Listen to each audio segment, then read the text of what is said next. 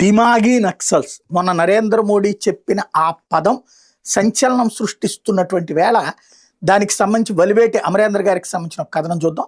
స్వతంత్ర దినోత్సవం రోజున మోడీజీ ప్రసంగంలో ప్రస్తావించిన మేధో నక్సల్స్ పదానికి వెంటనే భుజాలు తడుముకున్న మాజీ కేంద్ర హోం ఆర్థిక మంత్రి చిదంబరం లాంటి వాళ్ళ తీరును గమనిస్తే అది తగలాల్సిన చోటే తగిలినట్టు తేలింది. అయితే వాళ్ళ దగ్గరే ఈ మేధో నక్సలిజం ఆగిపోలేదు. నిజానికి అది విస్తృతంగా వేళ్ళునుకుని వ్యవస్థను పెనవేసుకుపోయింది. అందుకే తన చేతులని దాటి మన ముందరే కరాళ నృత్యం చేస్తున్న ఈ మేధో నక్సల్స్ పట్ల అప్రమత్తంగా ఉండాలని మనల్ని హెచ్చరించారు మోడీజీ. అక్కడ అవినీతి, ఇక్కడ అన్యాయం, అదిగో నియంతృత్వం, ఇదిగో ప్రజాస్వామ్యానికి ముప్పు అంటూ నిరుద్యోగం అనే పర్యావరణానికి హాని అనో, నిరుద్యోగమనో, బూటకపు ఎన్నికలంటూనో దేశంలో సామాజికంగా భారీ స్థాయిలో ఉన్నటువంటి వర్గాన్ని లక్ష్యంగా చేసుకుని వారికి ఇప్పుడు మాత్రమే అన్యాయం జరిగిందనే ఉన్మాదాన్ని ఇన్స్టాగ్రామ్, ఫేస్బుక్ లాంటి సోషల్ మీడియా మాధ్యమాల ద్వారా విషాన్ని ఎక్కించే పని మొదలు పెడతారు. ఆ వర్గాల ప్రోత్సాహం, ప్రమేయాలతో సంబంధం లేకుండానే తమ కుట్రను వ్యాపార ఆల్గారిథమ్స్తో ప్రమోట్ చేస్తూ అలజడి సృష్టిస్తారు. వీటిని చూపించి మెయిన్ స్ట్రీమ్ మీడియా అదంతా నిజమేనన్న భ్రాంతిని మరింత పకడ్బందీగా ప్రచారం చేస్తుంది. తడిగొడ్డతో గొంతులు కోసే ఈ నయవంచక మేధో నక్సల్స్ని ఇప్పటికే మన దేశంలోని మీడియా, ప్రొఫెసర్లు, అధికారులు, ఉద్యోగులు, న్యాయవాదులు ఒక్కరేంటి ప్రతి ఒక్క రంగంలో డీప్ స్టేట్ పనిచేయిస్తోంది. వాళ్ళ పేరులో మాత్రమే నక్సల్ అనే కమ్యూనిస్ట్, మావోయిస్ట్ పదం ఉంది. వాళ్ళ లక్ష్యం, వాళ్ళకు వస్తున్న ధన సహాయ మూలాలు గమనిస్తే కానీ మనపై జరుగుతున్న అసలు కుట్ర అర్థం కాదు. కమ్యూనిస్టులు, క్యాపిటలిస్టులు అంటూ ప్రత్యేకించి ఉండరని తేలుతోంది. వాళ్ళంతా గ్లోబల్ టెర్రరిస్టులని బయటపడుతోంది. 2 లక్ష్యాలతో 2 ఆర్థిక సిద్ధాంత కేంద్రాలుగా కనిపించే 2 దేశాలు కుట్ర పన్ని 2 మతాలని అడ్డం పెట్టుకుని స్వేచ్ఛ, స్వతంత్రత లాంటి అందమైన పడికట్టు పదాలను వాడుతూ కొన్ని శాస్త్రీయ దృక్పథాలను చూపిస్తూ దేశాల తలరాతలను తిరగరాస్తారు. కావాలంటే నిన్నటి బంగ్లాదేశ్ ప్రయోగం పరిశీలించండి. మతం పేరుతో మన నుండి వేరుపడ్డ పాకిస్తాన్ నుండి భాష పేరుతో బంగ్లాదేశ్ విడిపోయింది. అందులో మన సహాయం ఎంతో తీసుకుంది. 50 ఏళ్ళు తిరిగేసరికి దాని ప్రస్తుత స్థితి ఏమిటో చూడండి.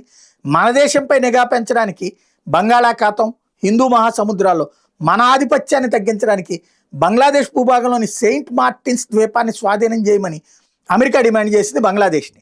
షేక్ హసీనా లొంగకపోవడంతో ఒక జంజీ తిరుగుబాటు షోతో ఆమెను తరిమేసి తమ కేతిగాడు యూనస్ని గద్దెపై పెట్టింది అమెరికా.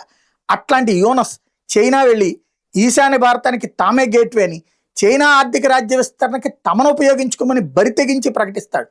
మరోపక్క బంగ్లాదేశ్ సైన్యంలోకి పాకిస్తాన్ ఐఎస్ఐ మూలాలు భారీగా చేరినాయి. మొన్న జరిపిన ఎన్నికల్లో భారీగా మతోన్మాద పార్టీ సీట్లు గెలుచుకుంది. అధికారంలోకి వచ్చిన పార్టీ కూడా స్వేచ్ఛగా పనిచేయలేకపోతుంది. భాష పేరుతో దేశంగా ఏర్పడ్డది కాబట్టి బంగ్లాదేశ్ ఆవిర్భావ దినమైన ఫిబ్రవరి 21 అంతర్జాతీయ భాషా దినోత్సవంగా ఇప్పటికీ జరుపుకుంటున్నాం. అలా బంగ్లాదేశ్ ప్రజలు స్వచ్ఛందంగా సాధించుకున్న స్వతంత్రాన్ని 50 ఏళ్ళు తిరిగేసరికి తమ కబంధ హస్తాల్లోకి తీసుకోగలిగింది ఈ deep state. Saint Martin, America, Yunus, China, ఈశాన్య భారతం, పాకిస్తాన్ ఐఎస్ఐ, ఎన్నికలు, మతోన్మాద పార్టీ ఆధిపత్యం, ఇలా డీప్ స్టేట్లోని ప్రతి పాత్ర మనకు బంగ్లాదేశ్లో ప్రత్యక్షంగా కనిపిస్తుంది. వీటన్నింటి అసలు లక్ష్యం మనమే, మన దేశమే.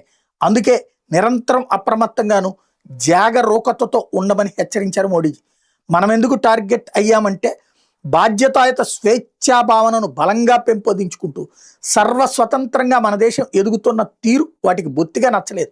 ఎందుకు నచ్చడం లేదంటే వాళ్ళ లక్ష్యాలకు మనం అడ్డం వస్తున్నాం, వాళ్ళని దాటి ఎదిగిపోతున్నాం, వాళ్ళకి పోటీనిచ్చే స్థాయికి చేరుకున్నాం. లేకపోతే మనం కోరకపోయినా మోడీజీ అధికారంలో ఉన్నంత వరకు భారత భద్రత బాధ్యత నాది అని అమెరికా అధ్యక్ష స్థానంలో ఉన్న ట్రంప్ ఎందుకు ప్రకటించాడు? మన ఎన్నికల వ్యవస్థ నిర్మాణాన్ని ఎందుకు మెచ్చుకోవాల్సి వచ్చింది? తమ దేశానికి అది ఆదర్శమని బహిరంగంగా ఎందుకు ఒప్పేసుకుంటాడు? చంద్రునిపై చేయబోయే కొత్త పరిశోధనలు కలిసి పనిచేద్దామని అమెరికా, నాసా మన ఇస్రోని స్వచ్ఛందంగా ఎందుకు ఆహ్వానించాల్సి వచ్చింది? ఎందుకంటే అమెరికా తర్వాత అత్యంత సుదీర్ఘకాలం అమల్లో ఉన్న రాజ్యాంగం మనదే. కొన్ని దశాబ్దాలకు, శతాబ్దాలకు అత్యంత పురాతన రాజ్యాంగాలన్న అంశంలో అమెరికా తర్వాత స్థానం మనదే. అంటే అలా కూడా మనం అమెరికాకి పోటీ ఇస్తున్నాం అన్నమాట.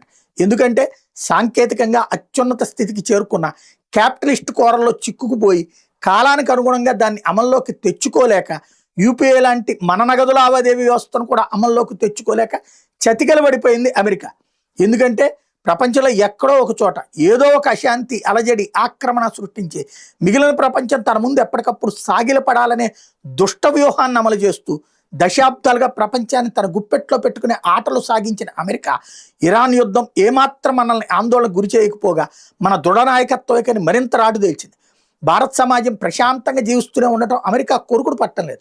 అంతకుముందు 100 కాదు 200, 400% పన్నులు మన నుండి వెళ్లే సరుకుల మీద సుంకం విధించిన బడుద్దా ఈ ట్రంప్. వాటికి మనం చెల్లించలేదు.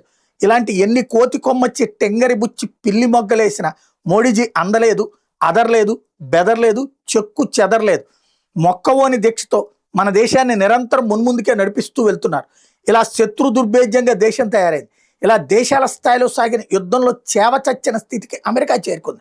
మరోపక్క డోక్లాం, గాల్వన్ సంఘటనలో ప్రత్యక్షంగాను, ఆపరేషన్ సింధూర్, బెలూచిస్తాన్ తిరుగుబాటు, ఆక్రమిత జమ్మూ కాశ్మీర్లో అమాంతం పెరిగిపోయిన స్వతంత్ర పిపాస చైనాకు చుక్కలు చూపించడంతో ఇక మన దేశంలో అంతర్యుద్ధం వచ్చేట్లు చేయడం తప్ప వాళ్ళకి మరో మార్గం లేకుండా పోయింది. ఇప్పటిదాకా చాప కింద నీరు పనిచేసిన నేరుగా వాళ్ళు ఇప్పుడు తెర మీదకి వచ్చేసారు. పైకి మనతో సుహృద్భావ వాతావరణం ఉందని కవరింగ్ చేస్తున్నారు. లోపల సీరియస్గా తమ పని సాగిస్తున్నారు. మన దగ్గర జయచంద్రుడు పుష్కలంగా పుట్టుకొచ్చి వాళ్ళ కోరిక నెరవేర్చడానికి సిద్ధంగా ఉన్నారు. ఇప్పుడు వీళ్ళ ఆర్థిక వనరులకు అడ్డుకట్ట వేయడానికి మోడీజీ సిద్ధం చేస్తున్న FCRA బిల్లు, ఇంకొన్ని కీలక బిల్లుల లక్ష్యంగా అత్యంత వేగంగా వాళ్ళు పావులు కదుపుతున్నారు. దీనిని చాలా కాలం క్రితమే గమనించిన అంతర్జాతీయ క్రైస్తవ ముఠాలు తమ కాశ్మోరాలను మరోసారి నిద్రలేపాయి. కేరళలో పాతుకుపోయిన తమ తోటి డీప్ స్టేట్ పార్ట్నర్ ముస్లిం వర్గం ముందు నెగ్గలేక పక్కనే ఉన్న తమిళనాడులో విజయ రూపంలో పాగా వేశారు.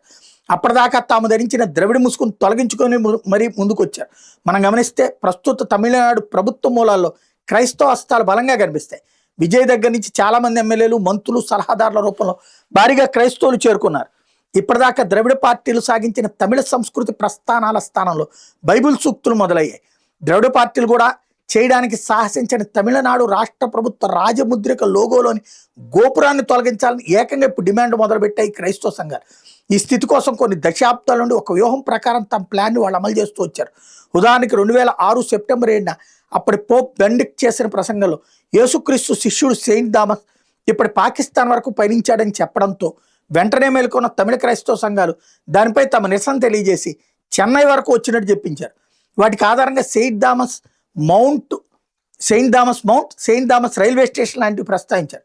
100 ఏళ్ల లీజుకు తీసుకున్న లక్షలాది ఎకరాల భూమికి లీజు గడువు తీరినా రెన్యువల్ జరగలేదు. భూమి ప్రభుత్వం స్వాధీనం చేసుకోలేదు. FCRA పని ముగిశాక తర్వాత మోడీజీ దృష్టి వీటిపైనే. ఇలా కంట్రోల్ చేయకపోతే తమ మనుగడ పూర్తిగా కనుమరుగవుతుంది. కాబట్టి మరింత తెగించేస్తున్నారు. మన వ్యవస్థ మేధోస్థానాల్లో ఉన్న అర్బన్ నక్సల్స్ ఎప్పుడైనా ఏ క్షణమైనా ఏదో ఒక సంచలన వార్తనో, కథనాన్నో, అలజడినో డీప్ స్టేట్ మొదలు పెడుతుంది. వీళ్ళంతా దాన్ని అందుకుంటారు. వాళ్ళ హడావిడి చూసి మొన్నటి బొద్దింకల ఎపిసోడ్ లాగా మనం డైలమాలో పడి నిస్పృహకు లోనవ్వకుండా ఉండటానికి మోడీజీ ఈ హెచ్చరిక చేశారు. మన మోడీజీ ఇచ్చిన ఈ మేధో నక్సల్స్ వ్యాక్సిన్తోనైనా మనం ఈ పాండ్రక వాసుదేవుల మాయలో పడకుండా స్థితప్రజ్ఞతో వ్యవహరించడం మొదలు పెడదామా?